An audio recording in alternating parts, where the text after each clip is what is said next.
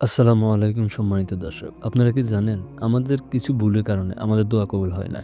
নয়তো আমরা দোয়া করার সাথে, সাথে আল্লাহ তা কবুল করে নিতেন। কতই না সুন্দর হতো যদি আমাদের দোয়াগুলো কবুল হতো।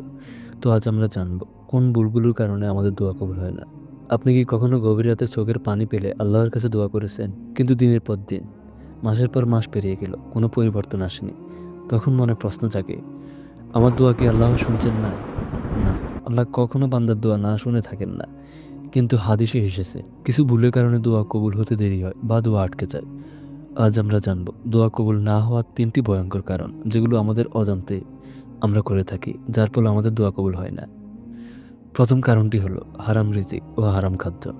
রাসূলুল্লাহ সাল্লাল্লাহু আলাইহি সাল্লাম বলেছেন, এক ব্যক্তি দীর্ঘ সময় সফরে দুলুমনের অবস্থায় হাত তুলে দোয়া করে, কিন্তু তার খাবার হারাম, তার পানীয় হারাম, পোশাক হারাম, তাহলে তার দোয়া আল্লাহ কিভাবে কবুল করবে? আমরা অনেক সময় বলি, আমি তো নামাজ পড়ি, দোয়া করি, কিন্তু ভুলে যাই আমাদের আয় কি হালাল? খাবার কি হালাল হারাম দেখে খাচ্ছি?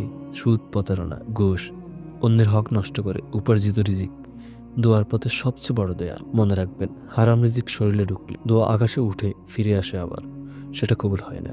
২ নম্বর যে কারণে আমাদের দোয়া কবুল হয় না, গুনাহে অভ্যস্ত থাকা ও তাওবা না করা। অনেকে দোয়া করেন কিন্তু একই সাথে গুনাহ ছাড়তে রাজি হন না। চোখে হারাম দেখা, জিহ্বায় কিপত করা, নামাজে অলসতা, ফজর বাদ দিয়ে ঘুম, সবই চলতে থাকে। আল্লাহ বলেন, তোমরা আল্লাহর দিকে ফিরে আসো, আমি তোমাদের ক্ষমা করব। কিন্তু আমরা ফিরতে চাই না, শুধু ফলাফল চাই।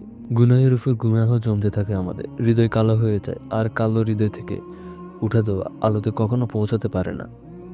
দোয়ার আগে অন্তত একবার বলুন, হে আল্লাহ, আমার জানা অজানা সকল গুনাহ আপনি ক্ষমা করে দিন।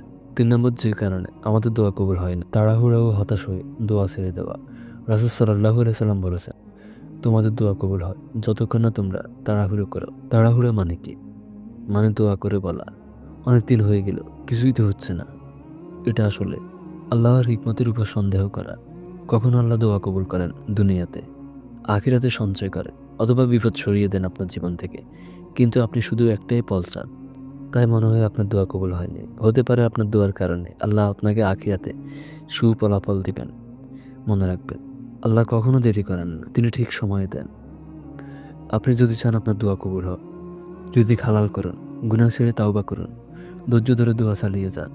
হয়তো আজ নয়, হয়তো কাল নয়, কিন্তু আল্লাহ কখনো আপনার দোয়া ফিরিয়ে দেন না, আপনাকে এর চেয়ে উত্তম কিছু দিবেন। আর দোয়া করার সময় সবসময় বলবেন, আল্লাহ, যদি এটা আমার জন্য ভালো হয়, কল্যাণ হয়, তাহলে সেটা আমাকে দিন।